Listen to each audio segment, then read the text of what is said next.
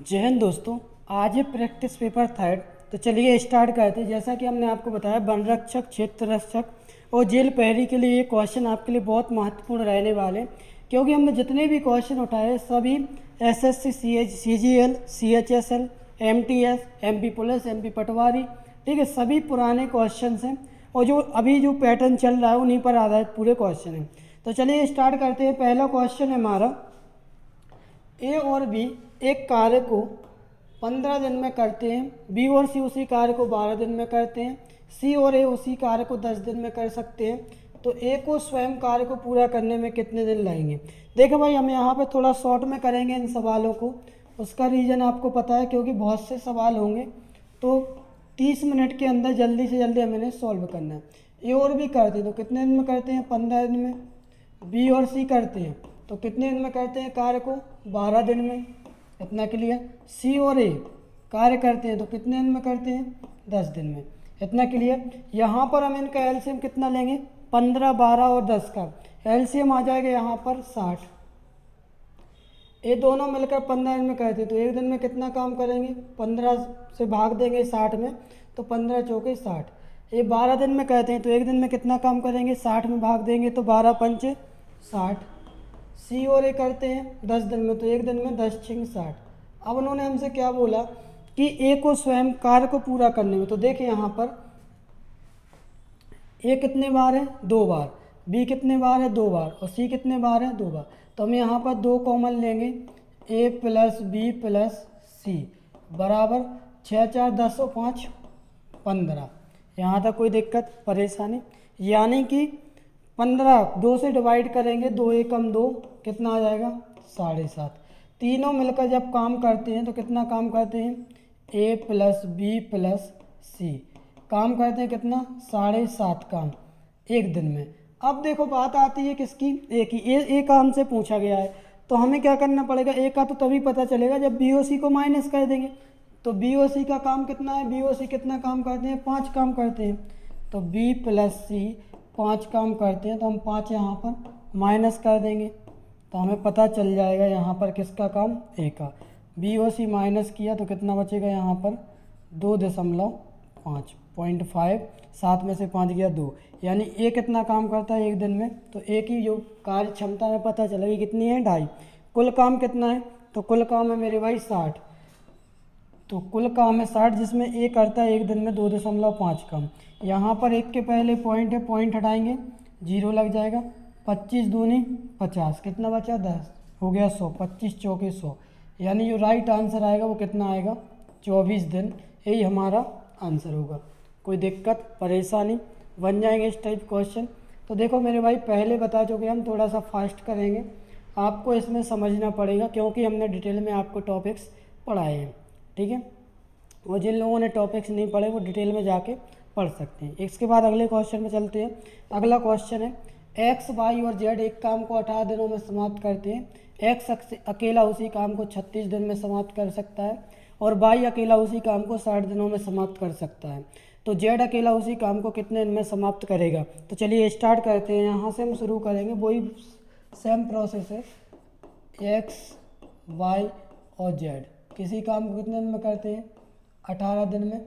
यहाँ पर एक्स अकेला कितने दिन में करता है, 36 दिन में, और वाई अकेला उस काम को कितने दिन में करता है, तो वाई करता है मेरे भाई यहाँ पर 60 दिन में, ठीक है। तो हमें जेड का बताना है, जेड अकेला उसी काम को कितने दिन में करेगा। तो पहली बात तो बात आ रही होगी एलसीएम की, तो एलसीएम कितना ले लें जिसमें दोनों का भाग चला जाए, ठीक है। तो देखें, क्या हम यहाँ पर 180 ले सकते हैं, ठीक है। 60 का दुगना करेंगे, 60 में तो जा रहा केवल 60 का भाग, 18 का भी नहीं जा रहा। 120 में भी नहीं जा रहा है इसका भाग, ठीक है। फिर 6×3 18, यानी 180, 180 में तीनों का भाग चला जाएगा आसानी से। इसका जो एलसीएम आएगा 180, हमने ले लिया 180 काम। ये 18 दिन में करता है, तो एक दिन में कितना काम करेगा, 18 दाम के 180, 10 काम। तीनों मिलकर काम करते हैं तो कितना काम करते हैं, 10 काम। एक्स अकेला 36 दिन में करता है, तो एक दिन में कितना काम करेगा, तो 36 दाम के करेंगे 360, और 36 का 360 का आधा 180, तो कितने दिन में करेगा ये, यानी कितना काम करेगा, 5 काम। ए 60 दिन में करता है तो 1 दिन में कितना काम करेगा, 3 काम। इसके बाद उन्होंने हमसे पूछा जेड अकेला उस काम को कितने दिन में करेगा। तो देखो भाई सीधी सी बात है, जब तीनों मिलकर काम करते हैं एक्स वाई और जेड तो कितना काम करते हैं, 10 काम, जिसमें से हमें एक्स और वाई का पता है कितना काम करते हैं, 8 काम एक्स और वाई। तो जेड का तो वैसे भी आ जाएगा भाई, एक्स वाई कट जाएंगे, 10 में से 8 गया, कितना बचा, 2। यानी जो जेड काम करता है वो कितना काम करता है, 2 काम। कुल काम हमने कितना लिया है, तो कुल काम लिया है हमने 180, ठीक है। कुल काम है 180, जिसमें जेड एक दिन में कितना काम करता है, 2 काम। तो 180 काम 2 से डिवाइड करेंगे, 2 × 9 18, कितने दिन लगेंगे उसे, 90 दिन। यही हमारा क्या हो जाएगा आंसर।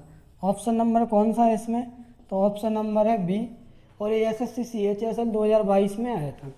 क्लियर, समझ में आया, कोई दिक्कत परेशानी। इसके बाद अगले क्वेश्चन में चलते हैं। अगला क्वेश्चन है, एक मिसाइल 1260 किलोमीटर प्रति घंटे की गति से चलती है, 1 सेकंड में वह कितने मीटर की दूरी तय करती है। तो देखें भाई, यहाँ पर हमने आपको बताई थी एक प्रोसेस कि मीटर पर सेकंड से किलोमीटर प्रति घंटे में चेंज करेंगे स्पीड, तो कितने का गुणा होगा मेरे भाई, तो गुणा होगा यहाँ पर 18/5 का।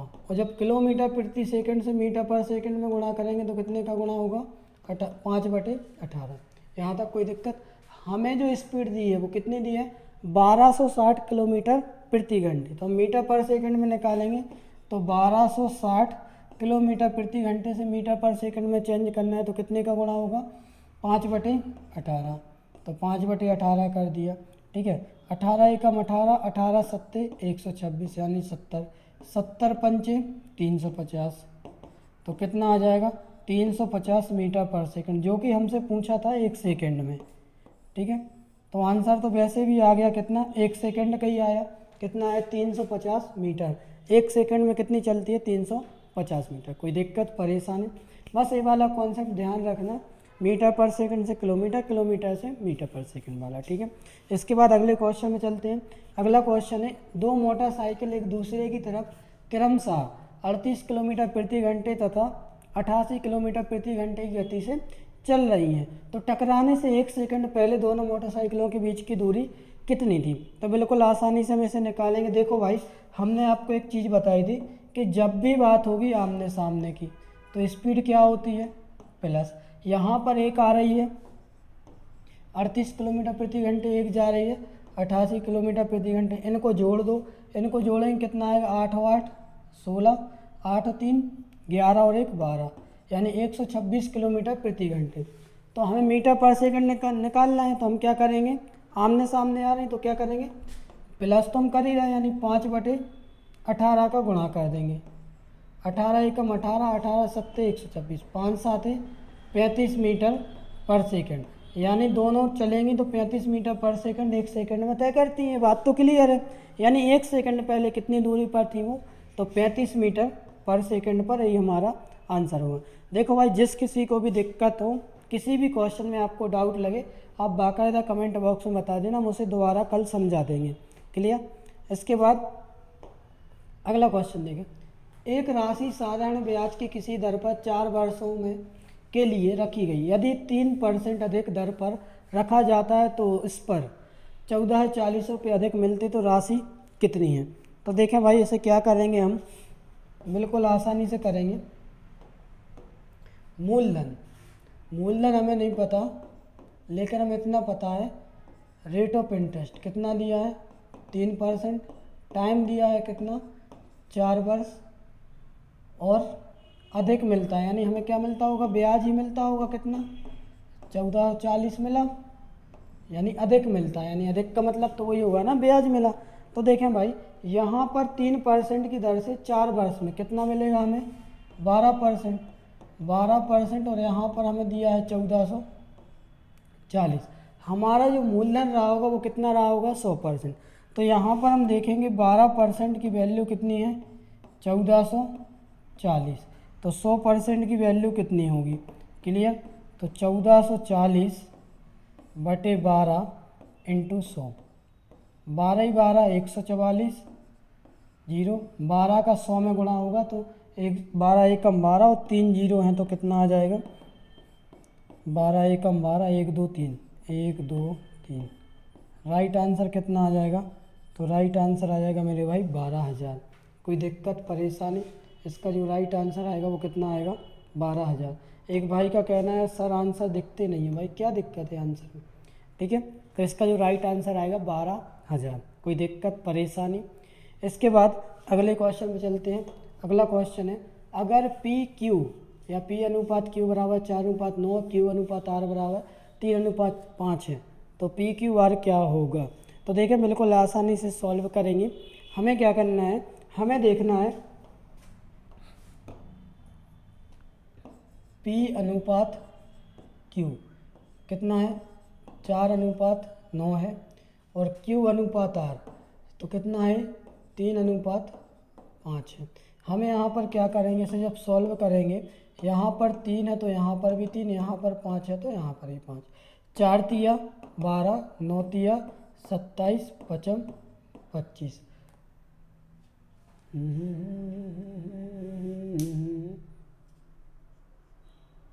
कोई मिस्टेक है क्या, option P Q 4:9, Q R 3:5। ठीक है भाई, सॉरी यहाँ पर एक मिस्टेक हो गई, देखें लग ही रहा था वो तो पहले भी।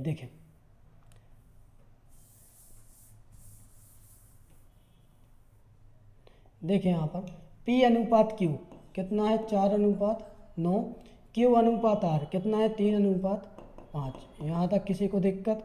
अब देखें यहाँ पर जो मेन प्रॉब्लम है, यहाँ पर 9 है तो यहाँ पर भी 9, यहाँ पर 3 है तो यहाँ पर भी 3। इनका आपस में गुणा कर देंगे। इनका जब हम गुणा करेंगे आपस में तो 4 तिया 12, 9 तिया 27 और 9 पन्ना 45। कितने से कैंसिल हो रहा है, अभी जहाँ तक कैंसिल हो उसे कर दें। 3 चौके 12, 3 नाम 27, 3 एकम 3, 3 पाँचे 15। अनुपात कितना बन गया, 4 9 15। यानी जो राइट आंसर आएगा मेरे भाई वो कितना आएगा, 4:9:15। कोई दिक्कत परेशानी, इसका जो राइट आंसर आएगा वो आएगा 4 9 और 15। ठीक है। इसके बाद अगले क्वेश्चन में चलते हैं। अगला क्वेश्चन है, एक कार्यालय प्रातः 10 बजे खुलता है और शाम 5 बजे बंद होता है। भोजन अवकाश 30 मिनट का होता है। भोजन अवकाश या भोजनावकाश और कार्यालय की कुल अवधि का अनुपात क्या है। तो देखें भाई, एक बार आप कोशिश करिए इसे करने की। ठीक है, जल्दी से करें फिर अपन इसे देखते हैं। और बिल्कुल आसान सिंपल सा क्वेश्चन है, इसमें कोई दो राय नहीं है और इतना बिल्कुल भी टफ नहीं है। ठीक है, इसका आंसर जल्दी से आप दे सकते हैं।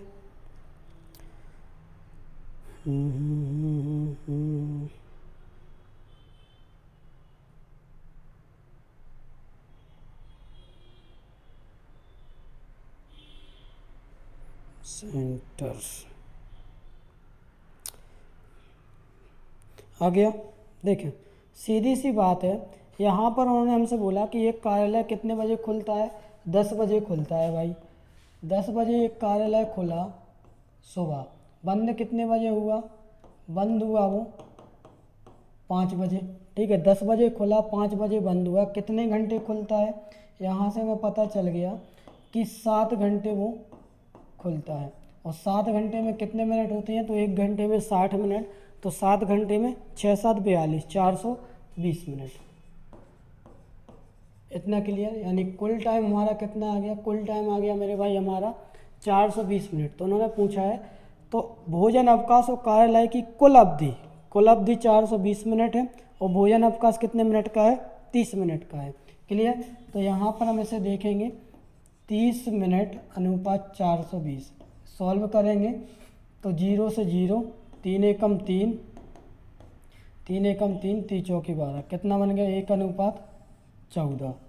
और यही हमारा क्या बन जाएगा आंसर। कोई दिक्कत, यानी इसका जो राइट आंसर आएगा मेरे भाई वो कितना आएगा 1:14। ठीक है, तो बिल्कुल आसान सा क्वेश्चन था, सिंपल था, इसमें कोई दिक्कत नहीं है। इसके बाद अगले क्वेश्चन में चलते हैं। अगला क्वेश्चन है, पीटर एक मेज 450 रुपये में खरीदता है, 30 रुपये उसके परिवहन पर व्यय करता है। यदि वह मेज को 600 रुपये में बेचता है तो उसका लाभ प्रतिशत ज्ञात कीजिए। तो देखिए मेरे भाई बिल्कुल आसान सा क्वेश्चन है। क्या करना है हमें, पीटर की बात है, खरीदना मरम्मत करना वो सब काय में जुड़ेगा, कॉस्ट प्राइस में। यानी पीटर ने उसे 450 रुपये में ख़रीदा, 30 रुपये उसने मरम्मत पर खर्च किए और परिवहन पर खर्च किए 30 रुपये। क्लियर।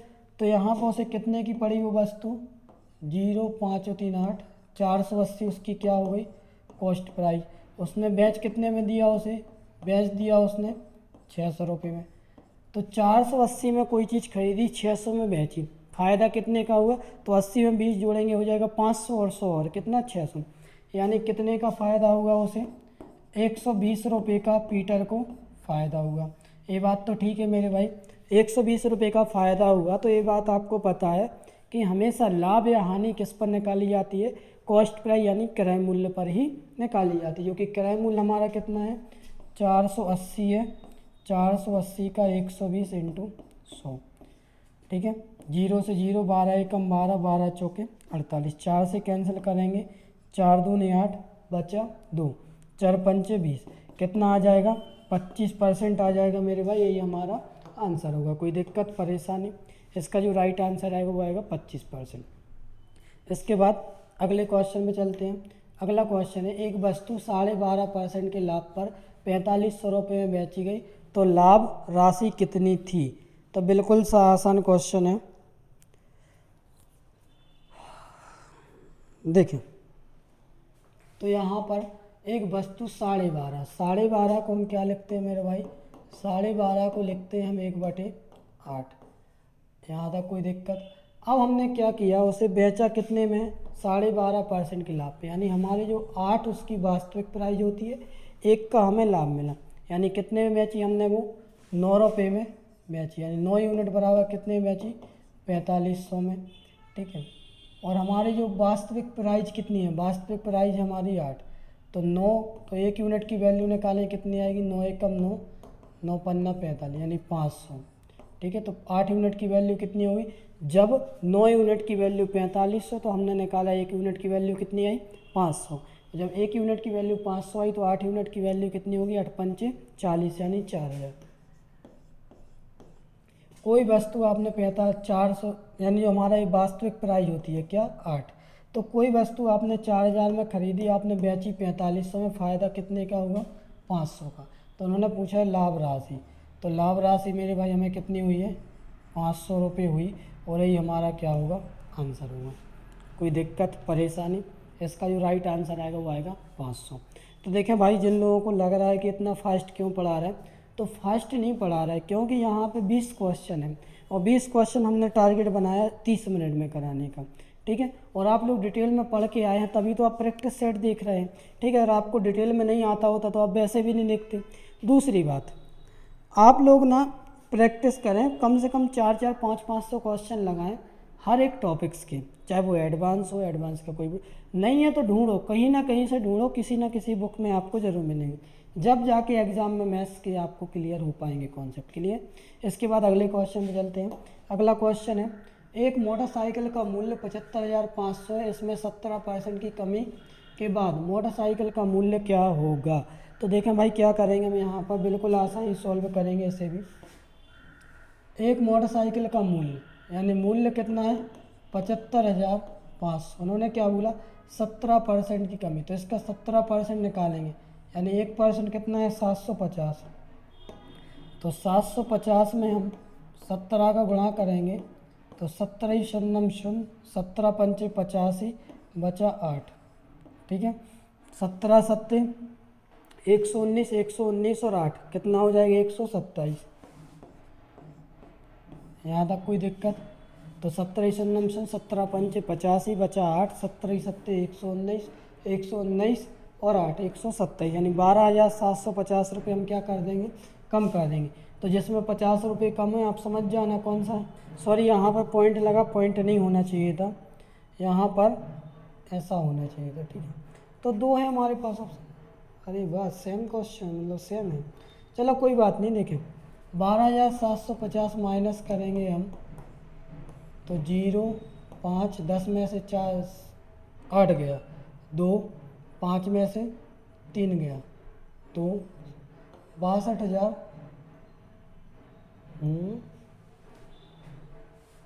250।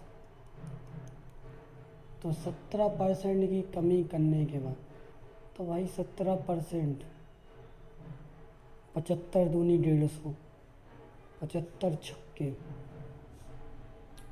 तो 75 तिया यानी 150, 450, 450 और 75। इसमें तो कोई मिस्टेक तो नहीं हो रहा। देखें, ये हो जाएगा 10%, ये हो जाएगा 1%, 17,000, ठीक है भाई। 17 पंचे 85, ठीक है, बचा 8, 17 सत्वे 119, 17 छक्के 102, 17 सत्ते 119। यहाँ पे ऑप्शन मिस्टेक तो नहीं है? 1 मिनट रुकना ज़रा, शायद लग रहा ऑप्शन मिस्टेक है।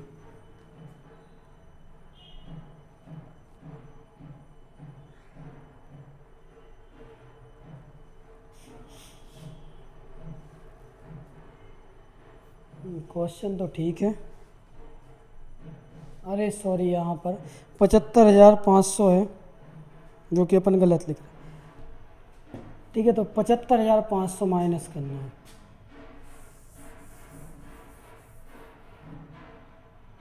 देखिए, 75,500 में से 12,750 माइनस करना है।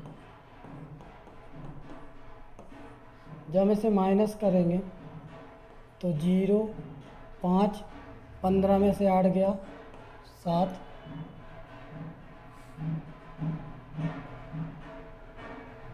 0, 10 में से 5 गया 5, सॉरी अभी अलग ही आएगा ना। देखें यहाँ पर, तो यहाँ पर इसका हम 17% निकालेंगे तो 755 हुआ 1%। 17 का गुणा करेंगे, 17 पंचे 85 बचा 8, 17 पंचे 85, 85 और 8 93 बचा 9, ठीक है। 17 सत्ते 119 और 9 128। क्लियर? यहाँ तक कोई दिक्कत? यानी 12,835 हमें माइनस करना है। तो 12,835, 65 किस में? इसमें आंसर तो आपका ही आ जाएगा, ठीक है। 10 में से 5 गया 5, 10 में से 4 गया 6, 15 में से 9 गया 6, ठीक है। यहाँ पर 5 में से 3 गया 2, 62,665, यानी जो राइट आंसर आएगा हमारा क्या आएगा? सी। यहाँ पे थोड़ा सा, ठीक है, कोई दिक्कत? अरे इसका जो राइट आंसर आएगा वो आएगा 62,665। कोई दिक्कत परेशानी? इसके बाद अगले क्वेश्चन में चलते हैं। अगला क्वेश्चन है, एक परिवार अपनी मासिक आय का 8% दान पर खर्च करता है।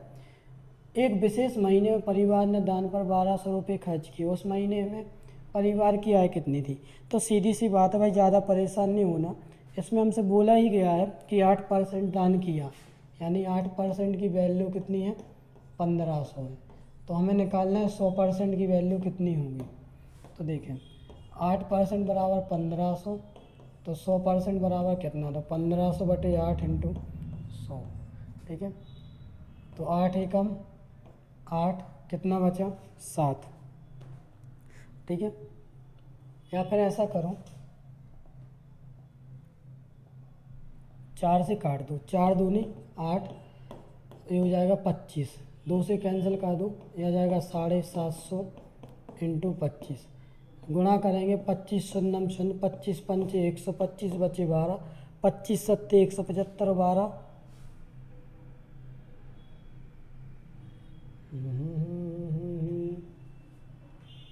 यहाँ पर मिस्टेक क्या है? 25 शून्यम शून्य, 25 पंचे 125, रुकना जरा, 8% यानी, सॉरी यहाँ पे मिस्टेक, 8% बराबर 1,200।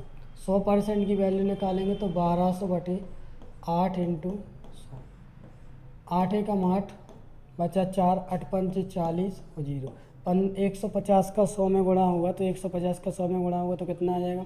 150 एकम 150 और 2 0, कितना आ जाएगा? 15,000 रुपये। यानी उसने जो दान दिया था 8%, 8% का मतलब ही था कितना? 1,200 रुपये। 100% की वैल्यू निकाली, कितना आ गया 15,000 रुपये। कोई दिक्कत परेशानी? इसके बाद अगले क्वेश्चन में चलते हैं। एक विक्रेता 225 की कलाई घड़ी खरीदता है और उसकी मरम्मत पर 15 रुपये खर्च करता है। यदि वह उसे 300 रुपये में बेचता है तो उसे कितने प्रतिशत लाभ हुआ? देखें भाई, यहाँ पर एक विक्रेता ने क्या किया कि 225 में एक घड़ी खरीदी, 225 में खरीदी, 15 रुपये उसने कलाई पर खर्च किए और उसे 300 रुपये में बेच दिया, तो उसे कितने की पड़ी? 240 की। उसने बेची कितने में? 300 में। उसे फ़ायदा कितने का हुआ? 60 का।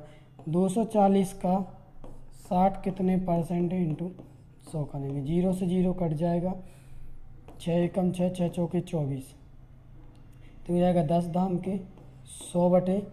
4 से कैंसिल करेंगे, कितना आ जाएगा मेरे भाई? तो 4 से कैंसिल किया आ जाएगा 25%। यही हमारा आंसर हुआ। ठीक है, इसके बाद हम कल कंटिन्यू करेंगे।